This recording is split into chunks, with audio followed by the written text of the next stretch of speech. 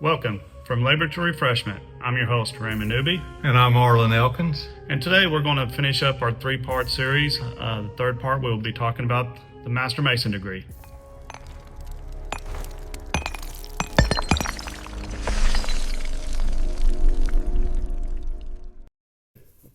So today's episode, we're talking about the Master Mason degree. As we mentioned, this is our third in a series of three. We talked about the Inner Apprentice, then we went to the Fellowcraft, and so today's the Master Mason. So in plain terms, what is the Master Mason degree, and where does it sit in the Blue Lodge? Who wants to go? Well, I could start. Okay. To me, it's like the cherry on top of the sundae, Mm-hmm. or the banana split. It's the degree that you look forward to the most. Yeah. And because you kind of can take a big, deep breath afterwards, you feel like I've completed something. Mm-hmm. And the thing of it, it's where we learned, and we should have learned to how to use our working tools. Mm-hmm. And other things to become a better man, a better father, a better grandfather, a better citizen.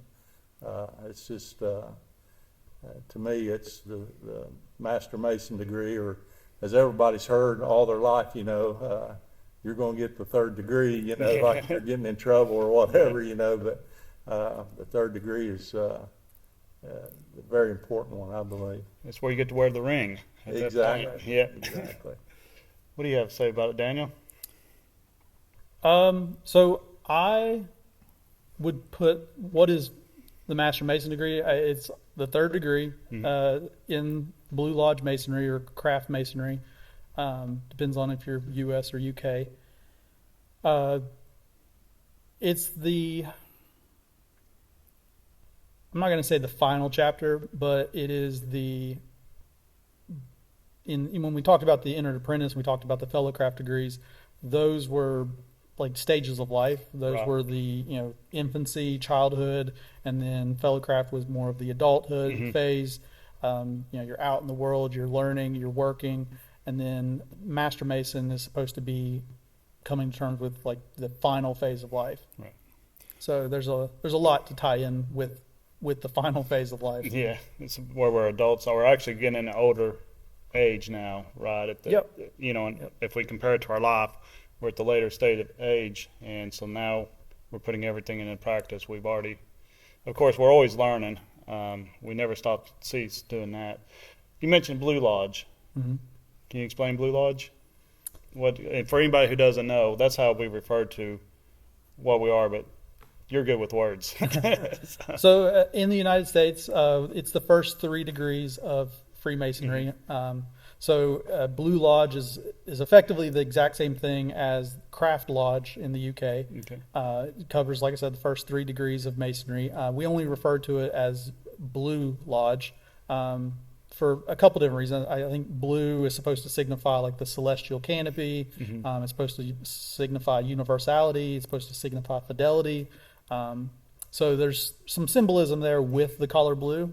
And then when you get into like the Royal Arch Masonry, which is the next 3 degrees, I guess, Right. after the first 3, you get into what's considered Red Lodge. Right.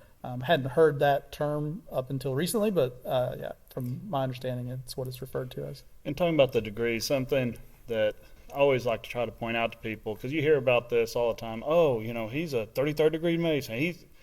Once you hit the 3rd degree, that's the top. There's only 3 degrees of Masonry. And then after that, all the other degrees, you just learn about the first 3 degrees. They're more in-depth studies. Right. It doesn't make you any more of a Mason. Exactly. And that's just like Daniel talking about the Blue Lodge. I can remember back in one of the lectures, and it talked about how that, the canopy, like he said, the sky, Yeah. the blue heaven, because our ancient operative brothers met on high hills and in low valleys, so that blue was very significant to them. Right. Yeah. And I think you touched on how's this degree different? How's the Mason or Master degree different than an Inner Apprentice and a Fellowcraft? I I saw the Master Mason degree as different in the sense that it was more of a conclusion to things. It was tying up the first two degrees and bringing it full circle. There's, obviously an emphasis on mortality, legacy, how we are going to be remembered after we're gone. Right. But yeah, It's, to me, it's where you have earned enough and you've had enough experience and learned the lessons that you're able to receive master's wages. Right. And that's what it's all about is, receiving master's wages. Mm-hmm. What are those wages? I'll put you on the spot. I didn't get any money. I haven't got any money yet. Well, master's wages are the top wage for Yeah. whatever it is you're doing. Exactly. Yeah. Yeah. now I know, like in the historical sense, Right. if you go back into like operative masonry and like the guild masons Mm-hmm. and stuff, I know that being a master mason meant that you were able to travel. You were able to Right. go to different lodges and travel abroad into different countries, and you were a master of your craft. So Yeah. you could basically show up at any job site and say, "I'm your guy." Yeah. And then we had handshakes and we had passwords and stuff to be able to that way. Identify one Yeah. another, yeah. Otherwise, I'd go up there. I don't need to go through all this, and I'd just show up and And when you work beside someone, I've always been told that the best two ways to really know someone is to live with them, be married to them, or work with them. And it doesn't take you very long if you're working with a man to know whether he's a master of his craft or not. You don't want to take shortcuts. Right. It's about doing it right, no matter how long it takes, or even if you lose money, Yeah. you do it right. Right. Yeah. Yeah, because it's that word of mouth that's what that's the best advertisement, or the best or the worst advertisement is that word of mouth. Yeah. And so, and the Master Mason isn't the end of learning either. It's just we've reached that pinnacle now. But if you can remember back that far, do you remember your own right when you became a Master Mason? Yeah, that was 44 years ago for me. Was it? Yeah. I remember it very well.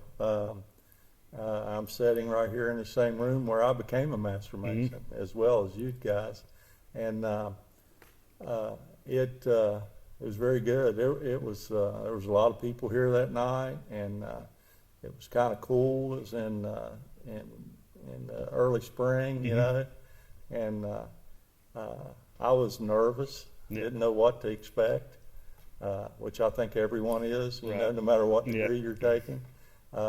You hear so much from everybody, your family and your friends and your relatives that are already Master Masons, that you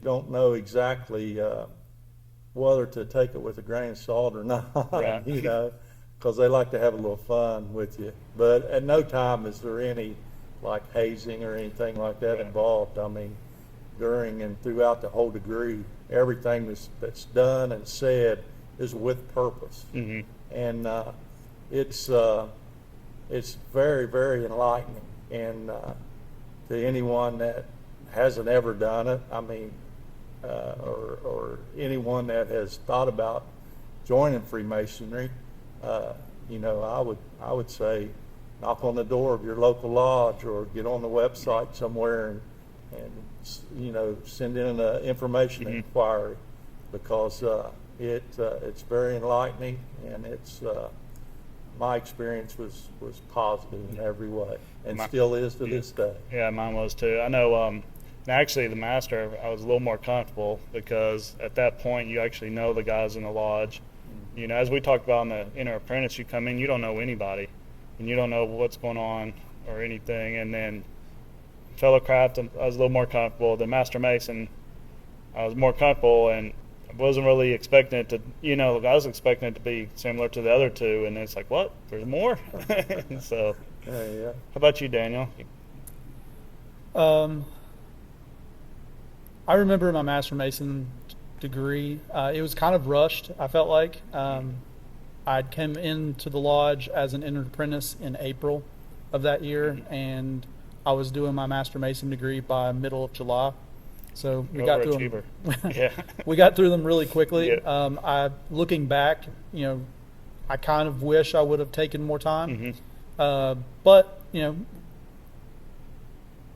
just given what I do remember from it, though, it was a good experience. You're blindfolded; you don't really know what's going on, so you're taking it all in many respects. But it was definitely a night that holds some special meaning. So I think I've learned more about it, though, after watching it, being a part of it for other people, than I do take from the night that I was actually involved in it. Right, I agree. It's whenever you go through, you are blindfolded, and it's not until I come back to watch one then I actually start learning. Oh, okay, that's what I did, or that's what they said, or that's what they mean. And of course, you do that every time. Every time you come and see a Master Mason, it don't matter how many times you've seen it. It seems like you always pick up something extra from the lecture, or you'll pick up something extra from, going through the degree, so. Like I said, it's been 44 years for me, and I still, learn something, every time that I come to lodge. It's a good thing about Masonry that you never quit learning, and like Brother Daniel, it makes it better if you've got an excellent memory. It makes the work a little easier than some of us struggle, when it comes to that type thing. But there's in Ohio, I know now there are a few ways that you can return your work and things, and of course I like the old traditional ways the best, which is pretty much the way we do it here. And there's always somebody around that can help you, and it doesn't matter. That's the thing. If it takes, well, in Ohio you have 60 days, I think, to return your work. That's the only degree here in Ohio that you have a time limit on. But once you've been initiated and been through everything, you want to return that work within 60 days. Right. And you can be given an extension if needed. Yeah.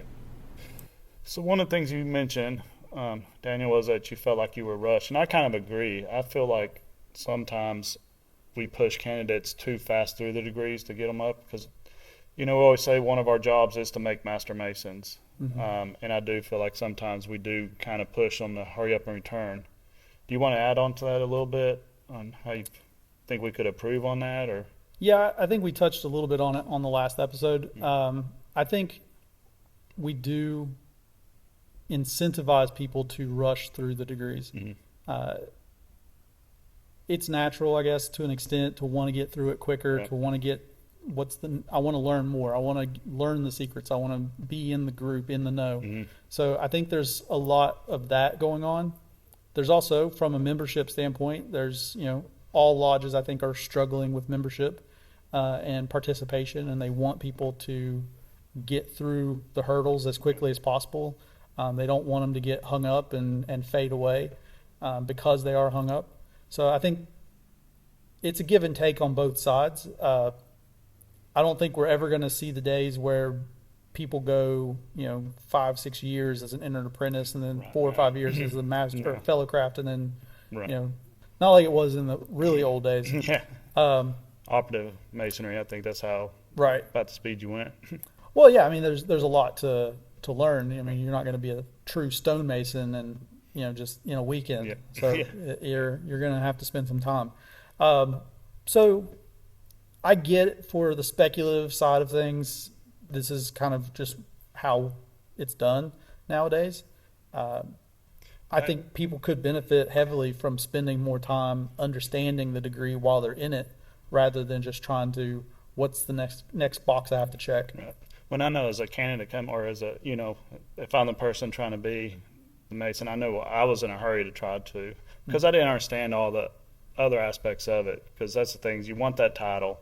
You want people to, oh, he's a master mason, or you want the sticker on your car, or you want the ring, or whatever it is. So I know from the person going through it, there is a desire to run through fast, and I think that's where the coaches and everybody has to kind of slow them down a little bit, because otherwise all we're doing is memorizing the words, and we're not getting the meaning behind the words. The thing of it too is, just like when you're working, you may be a master of your craft, whatever it is, like banking or teaching or being a mechanic or whatever your trade is. When you go to a new job or start a new job, there's always that learning curve. Right. So it's the same way with that. Just because you're a master mason, just because that you feel like maybe you've rushed through the degree, you learn on the job. Yeah. And when you go to that, and the thing about all three degrees and the working tools that we learn about, it's the principles, that the meaning behind it and the principles that we follow. And that's what, makes it important for me, I don't think that there's ever going to be anybody who is a true master. I mean, so let me back up just a second. I would say that the Master Mason title is only that. It's just an empty title. And that's not to degrade or to disparage or anything like that towards anybody who holds that title or anybody that's trying to obtain that title. It's just to say that simply it's just a title. It doesn't convey any type of special knowledge, I guess, to you in that sense, just by holding that title. Masonry is Arlen is a prime example. Masonry is a retroactive learning system. We are always looking back, and we are always learning more the more we see the degree in action again and again and again and again. Even though we attain the rank of a Master Mason, I don't think we ever truly become a Master Mason. And I mean, from a religious or Christian viewpoint, there's only truly one master. Right. And so we're never going to be that good. Yeah. We're never going to reach that level of perfection. So it's an ongoing learning process. You are always, from now until the day that you're put in the ground, you are always striving to attain the status of a Master Mason. So, talking about mortality, how does this degree invite us to reckon with our own time and mortality? Well, there's a time during the degree that you're facing your own mortality. Right. It's an allegory or a play within a play, and you're a participant, and you're faced with some things that are explained to you that make you stop and think. And that's the thing about Masonry in all three degrees. There are things like that in every degree, that things that happen to you and you think, wow, that was so simple, but I never thought of it that way. Or you think, wow, that's enlightening, the just things that happen to you, and different concepts that are explained, and just like it with the tools that we were talking about earlier, the usage of the tools, it helps you to become a better person. You apply that to your life. And it goes back to what we was kind of talking about earlier, is, it's important to, once you go through the Master Mason degree, to always come back and be watching it. Because I think the degree work for all of them that we do is just as much for the brothers that are in the sidelines watching it as it is for the candidate themselves. Yes, I think the candidate is the actor in the play, if you want to think of it like that. But the play is being put on for the people in the audience, right, not for the people on the stage. Yeah. And I mean, it is that candidate's night, and they are part of They're the that star. ceremony. They Yeah, are the star of the show, but the play is being put on for the audience. And I know that people show up and they're thinking, "Oh man, this is the 500th time I've seen this show." Yeah. But I think if they come to it excited every single time, excited not only for the star of the show, but also excited to re-watch the show like it's their favorite movie, then how many there's times I've more seen- things that they can extrapolate from it every time. I'm gonna say, how many times I've seen Outlaws, Josie Wells. I mean, I've seen that. Several times we've had more than one degree or more than one initiate for the degree that night. But for the most part, we only have one person on that degree night that's taking their initiation. And that night is set aside, for them. And we wouldn't have lodge that night if it wasn't for that candidate. And that's what we always try to tell them, is that everybody here is for you. Yes, and it really is. But like Daniel said, in the same picture, we all should be gaining something from the degree that night.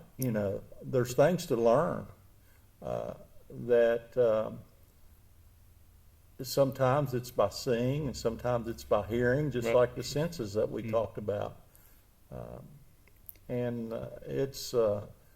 That's one thing that sets Masonry apart from a lot of other organizations. There are just as many there's a lot of organizations that you just join and you're given a membership card and you've got full rights and privileges.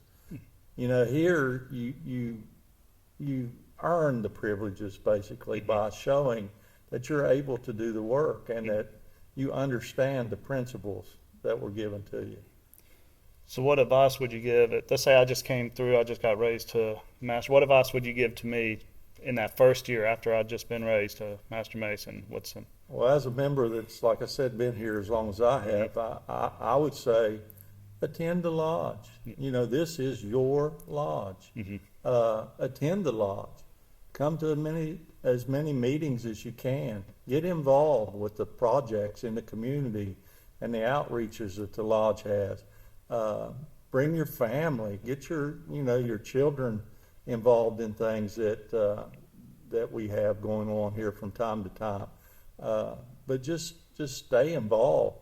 Today there's a lot that take you away, school programs and all the sports things that we have available now that back when I was a child, there was Little League baseball, Little League football, and there wasn't much other than that, basketball.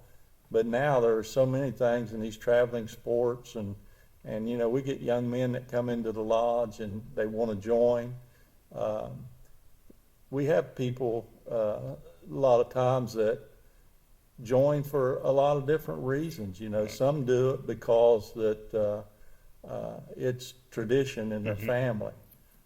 Some do it because they're just interested or have read a book, the Da Vinci Code or Dan Brown's works or whatever. But there are many, many reasons. Some people try to get into the lodge. They think it's a place to where they can network and sell more life insurance or whatever. And it's not about that at all. Right. We're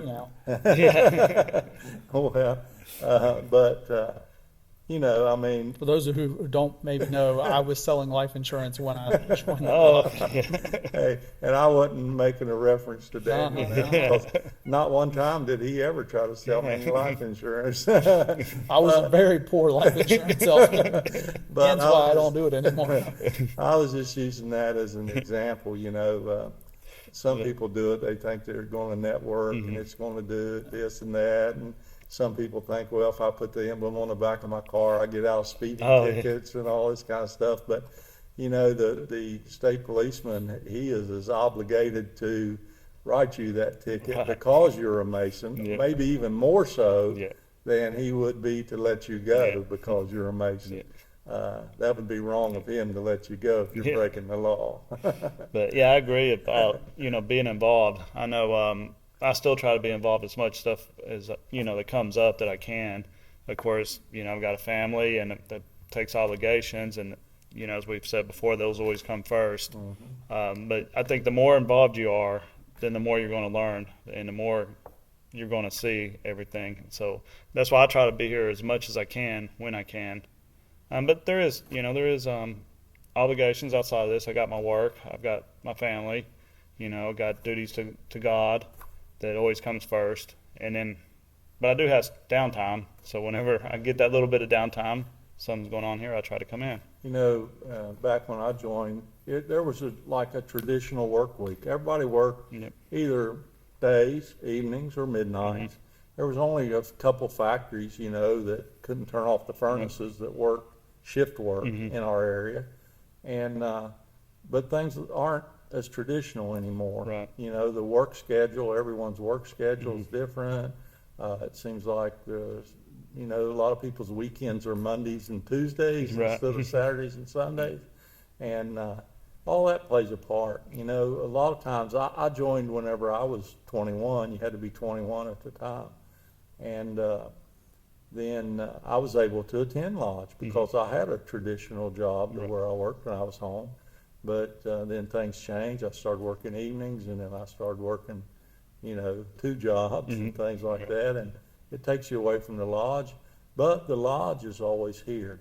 And that's the thing about masonry. The fundamentals of masonry and the lodge never change. The basic tenets, the explanation of the tools and the explanation of the craft and the things that we've talked about in the last 2 episodes, we're not even scratching the surface of what masonry is, because it's a never-ending pursuit of knowledge and light.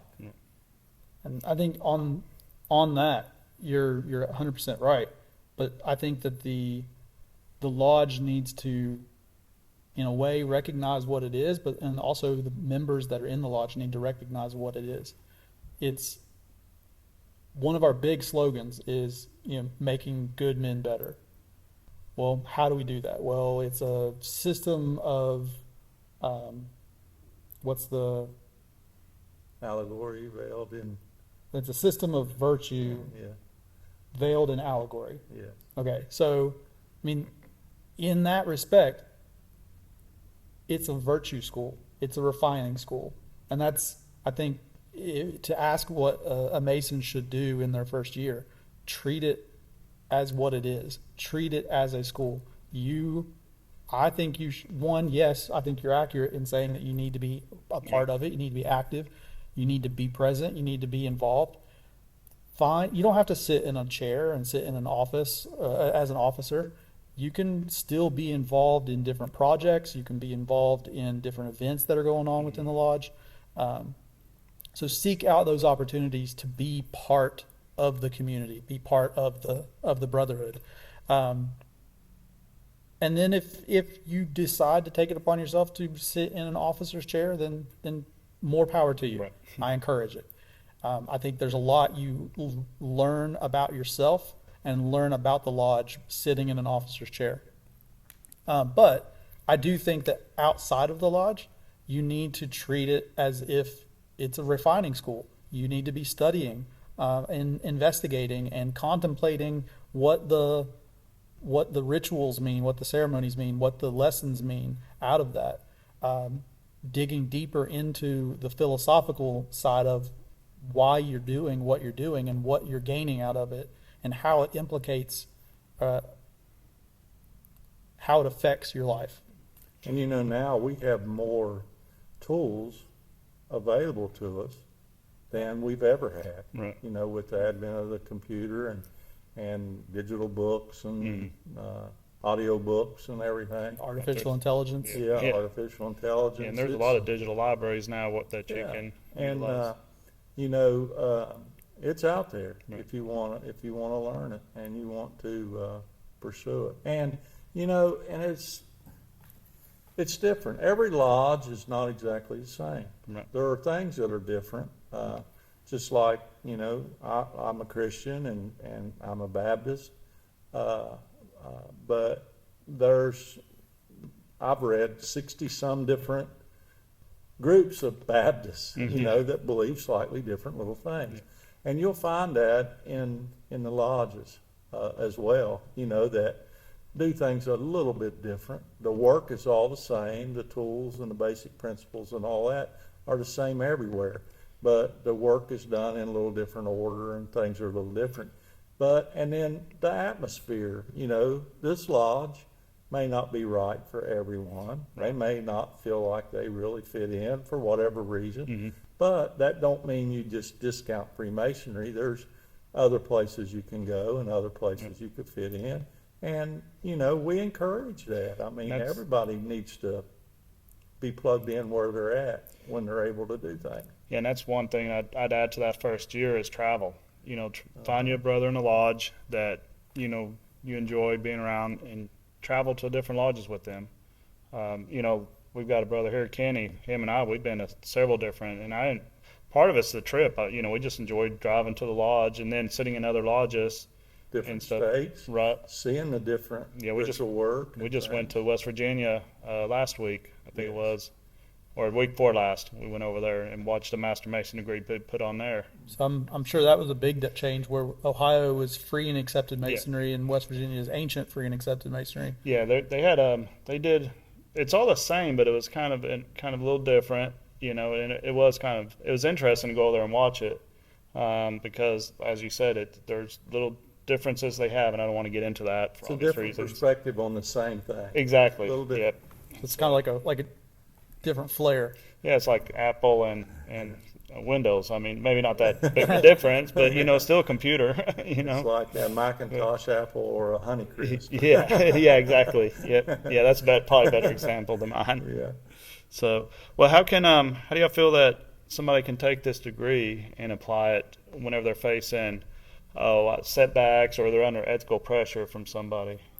I would say it's still right along the same lines of, the lodge is a refining school. Right. It's meant to grind away your rough edges and make you a workable stone for a grander temple, in a more philosophical way of thinking about it. But I think that the lessons that the degrees teach you about, you're not going to live forever. There is an end to this. What type of legacy are you going to leave behind? What type of, not just for your own family on a personal level, but also what type of legacy for your community at large? What type of legacy for the world at large are you going to leave behind? So I think there's, looking at just the third degree in particular, I think, that the idea of mortality and legacy definitely has a weighing factor on your everyday decision making and when dealing with stresses and setbacks. I would say that when dealing with setbacks, setbacks are resistance. Resistance it's just like working with a stone. Sometimes you have to use a chisel and a hammer to chip away rough edges. Sometimes you can grind away rough edges and polish the stone. So there's different ways to view setbacks. You can either look at it as, this is devastating and I'm never going to recover and, crumble and fall apart, or you can look at it as, this is just one more rough edge I had to knock away to better myself. So, in Masonry, when I face adversity and things in my life, and we're all going to have problems from time to time. This whole world is it's a tough place at times, full of woes. Yeah, and but one thing that Masonry has done, and it's where that some people don't understand this, or they don't want to take the time to really study about it. They're just basing things that they say and think on what they've heard. But we talk about, and I don't think this is giving up any great secret, but we talk a lot about light, and the opposite of light is darkness. But when we talk about light, we reference the great light of Masonry. And, people may say, what is that great light of Masonry? In Ohio, it's the Holy Bible. Right. And that's what I always go back to in times of adversity. I go to God in prayer. And I think Masonry teaches us that. It don't say that we should do this in any certain way or be dogmatic about any certain belief or anything, but it's left to each their own, to decide that for themselves based on, the teachings of their great light. Yeah, I mean, Masonry doesn't offer any type of salvation. It doesn't offer any type of dogma, as you put it, to say that this way or that way is the correct way. Like I said, I lean back on to kind of in my own mind differentiate church and Masonry as two different entities for two different purposes. Yeah, and they are. Yeah. Church. And by the way, I'll mention Brother Daniel's writing a book about that. Yeah. That when we can't wait for him to finish. Yeah. Yeah. Go ahead. I didn't. I You're shouldn't fine. have interrupted. No, you're good. I'm proud of you. Yeah. Thank you. So I mean, I to keep those distinctions there, I view them as two different things for two different purposes.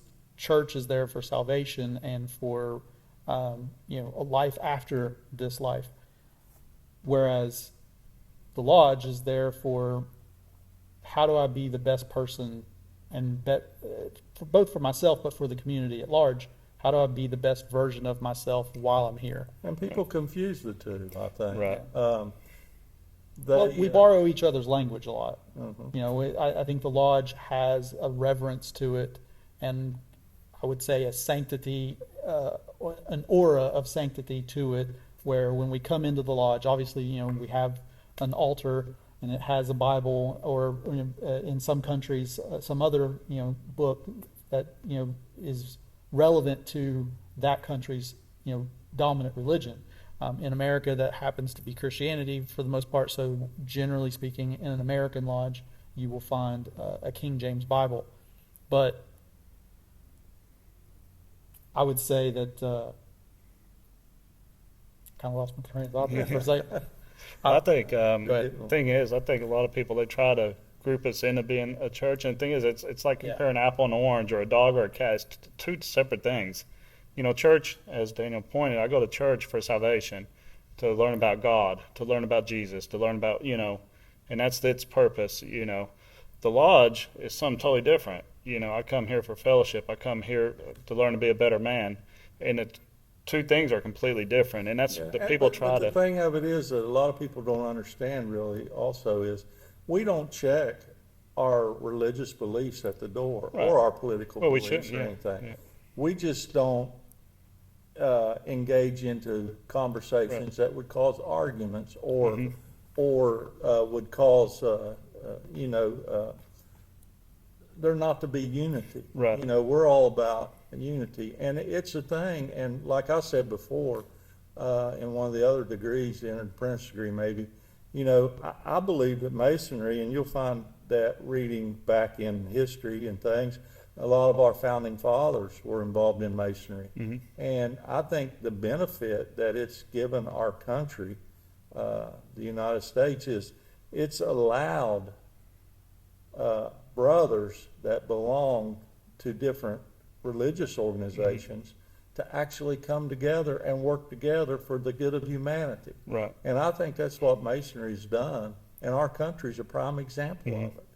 And when we lose that, we've lost a valuable treasure. Right, especially in our politics nowadays, and we won't talk about it, but we know it's polarized. It's very split, and that's the good thing. You can come here and actually have two opposite sides sit down next to each other and talk it out, which is what we're supposed to do. That's how we're supposed to run a government, is we're supposed to figure out the best solution and go forward. And unfortunately, some groups whichever group you're on. I don't want to get. I'm trying to tiptoe around a little bit here Yeah. because I don't want to. But ultimately, that's the problem. We're so polarized, and we need to learn to come back together and learn how to talk problems out. And that's the thing,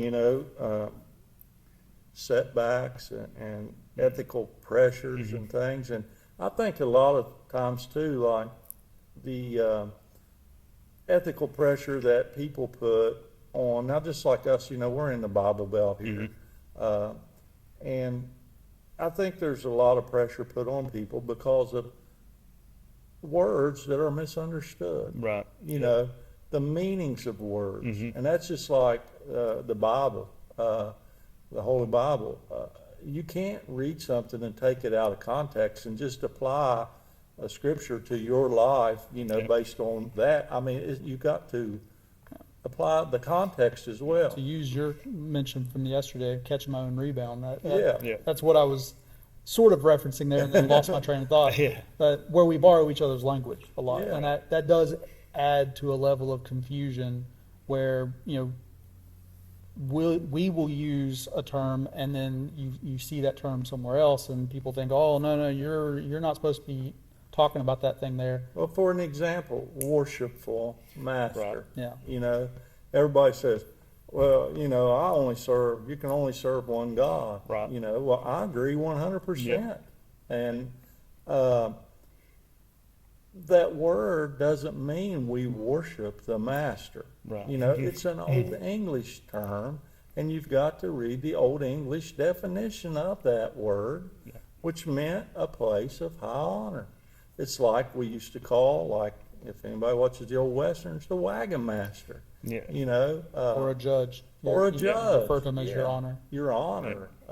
Those terms have meanings, and people want to apply the meanings of words or slang that we use today to words that were meant to be a different context. And I think that's where a lot of problems come in. We have a lot of ministers in the fraternity. Right. There are a lot of ministers, and I think they would tell you the same thing. It's about coming together, and it's about how am I going to be able to influence someone, or if I believe something myself so strongly that I want to tell someone else about it. They look at my life and they look at my example. And if you don't meet people that are different than you, I mean, it's going to be a pretty dull world. Yeah. If everybody's like me, Yeah. they'd all be wanting to marry my wife. But We'd all be living in Scandinavia. Yeah, and actually that's one thing, once you do become a master, I think one thing you have to always keep in mind is, especially if you're going to have a sticker on your truck or you're going to have, wear a ring, is people are going to see that, and that's how they're going to judge the fraternity. And your so Facebook posts, your even driving down the road, you cut somebody off. Yeah. So it's important that whenever we do start, showing that we're a master mason, that we do make sure that everybody is watching. And unfortunately, there's a lot of people out there looking for something negative. Well, I think that's the part of the obligation to the fraternity in general. Right. When you join the fraternity, and this isn't just true for Masonry. This is true for college fraternities. This is true for being a member of your church. Right. When you are out in public and people know that you are a member of XYZ group, then how you behave in public, how you present yourself to the public is going to be a reflection of the groups that you're affiliated with. And I think even in the political sphere, you've got people out there that do bad things and make bad choices and bad decisions, and the public eye sees them and says, oh, he did these terrible things and he's a Democrat or he's a Republican. Yeah. So that means automatically all Democrats or all Republicans or all Christians or all Muslims are automatically bad. It's not how that works. Oh, You know, that's that individual's characteristics. It's that individual's personality that is at fault for those actions, not the right. groups that they're affiliated with. But unfortunately, that's how the public views it. So knowing that, we have to walk that fine line and be very careful about how we behave in public, because we are a reflection of the institutions that we are a part of. And that's where our lessons come in, and that's where the lecture and all that stuff comes in, where we learn how to behave and how to interact and stuff. Cause, And we all make mistakes. oh, we do. Yep. We all Yep. make mistakes. Yep. I've accidentally pulled out in front of people before. Oh, yeah. Red, And, red lights. And, Yeah. Yep. Yeah. Have you been on the New Jersey Turnpike? I have I've not. had the horn blown at me. Well, the one good thing I've learned, though, that because I've had somebody pull out in front of me, and then I'm just thankful I saw them and didn't hit them. You know, and that's the way I look at it now. Right. Because I don't get upset. I'm just like, okay, you know, because I'm sure nobody's wanting to get in a wreck. I mean, maybe they are, but not with me. So, well, to kind of wrap it up, what's one step you would encourage our listeners to do this next week? And then next week, what would you encourage me to do? As a brother? As a brother, or even as somebody who Well, someone that is interested in the fraternity, like I said a little earlier, I would encourage you to seek out a local lodge, go to the internet, and just whatever, if you're in the United States, just Google whatever state you live, Grand Lodge, and go from there, fill out the inquiry, or go to a local lodge around the street and knock on the door and walk in like you own the place. Yep. And I don't think you'd regret it. But as a Mason, I would like to see my brothers stay involved when they can. Encourage them to be involved, to read and study, and to just be the light in this dark world. You like to add anything to that? Sure. Yeah, you always got something. I'm glad to you add. asked. Let me pull Yeah. my soapbox out. Yeah. I would say for a member of the fraternity, what can you do in the upcoming week? Find, if you don't already know one, start learning a charge. Just a simple charge. It's not the end of the world. It's not a full lecture, but it's something, and it's helpful to the lodge. It's helpful when the master's sitting up there and he says, I've got a degree coming up. I need somebody to do the charge. You can be the person that raises your hand. So I would say, as a simple step, start learning a charge. Mm-hmm. Be involved with some event coming up soon. Go ask your master of the lodge if there's anything, or one of the wardens. Ask them, is there anything I can do to help you guys? Because I'm sure they've got a laundry list of things that they have sitting on their plate that they are looking for somebody to help with. So I would say to a brother, measure your cable toe and find a brother nearby who's within that length. Hopefully that's the master or one of the wardens, and see how you can help. Mm-hmm. And a simple way of doing that is learning a charge, in my eyes. To somebody who's looking to get into Masonry or who's on the fence about it and is thinking about it, I would say make sure you come to it with your eyes open. But I trust me, being somebody who had to go through this, I didn't have somebody in my family who was a Mason. My exposure to Masonry was very limited.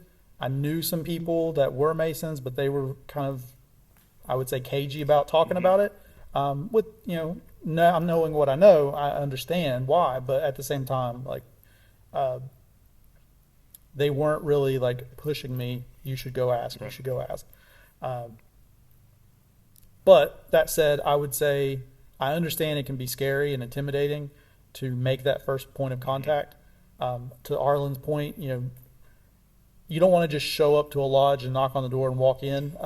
There might not be anybody here. Right. There is usually in most states, in most areas, there is a sign somewhere on the highway as you're coming into the city. Most lodges put something on there that says lodge, local, whatever, and then it'll put on their meeting times. At least in West Virginia and Ohio, that's what I've seen. If not, then if you don't see one of those anywhere, get on, look up Google search, whatever state you're in, look up the Grand Lodge. I'm sure they have a lodge locator. Find the local lodge contact points and reach out or show up during one of the meeting nights, and introduce yourself. Just say, hey, I thought I would stop by. I'm interested in learning a little bit more.